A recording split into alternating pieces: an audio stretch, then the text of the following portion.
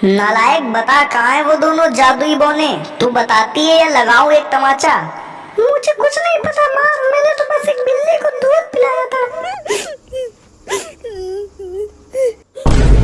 मैंने कभी नहीं सोचा था तुम मेरे पीछे मेरी बच्ची के साथ इतना बुरा बर्ताव करती हो। शुक्र है उस बिल्ली का जिसने मुझे सब बता दिया।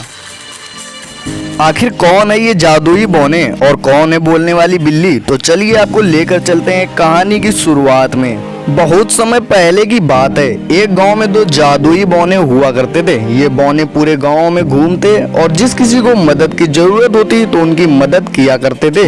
एक दिन ये दोनों बौने रोज की तरह गांव में घूम रहे थे। खबरदार, अगर आगे से पढ़ाई की बात की, घर पर बैठो और घर का सारा काम करो। जल्दी तुम्हारा स्कूल से नाम कटवाती हूँ। ए बड़े, लगता है मुझे इस छोटी बच्ची की मदद करनी चाहिए।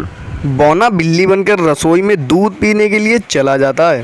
रुक जा बिल्ली, चोरी मत कर। चोरी करना गलत बात होती है। मैं तुझे अलग से दूध देती हूँ। अगर माँ को पता चला कि दूध झूठा हो गया तो ना जाने क्या सजा देंगी।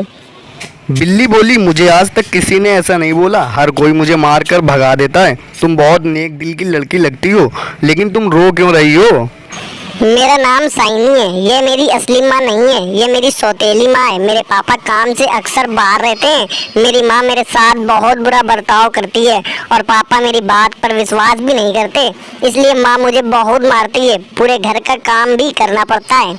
साइनी इतना कहने के बाद अपने काम में लग जाती है और पीछे से वो दोनों बौने जादू से मकान को साफ सफाई करके एकदम चमका देते हैं। कुछ समय बाद जब साइनी की माँ आई तो घर का बदला रूप देखकर हैरान हो गईं और उन्होंने सोचा पक्का साइनी के पास कोई ना कोई जादू है और वो इसका पता लगाने के लिए पीछे पड़ जाती हैं।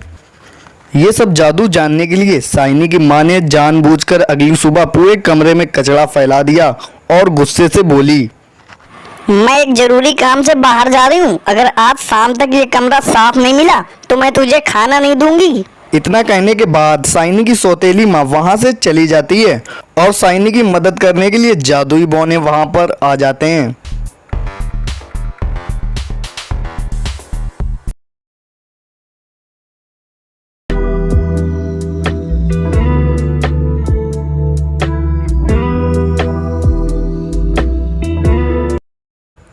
ये सब कारनामा साइनी की सौतेली माँ दीवार के पीछे से छिपकर देख रही होती है, लेकिन जैसे ही साइनी की माँ कमरे के अंदर आती है वो दोनों बौने गायब हो जाते हैं और साइनी की माँ साइनी पर चिल्ला चिल्ला कर कहती है कि कहाँ है वो दोनों जादुई बौने, मुझे बताओ।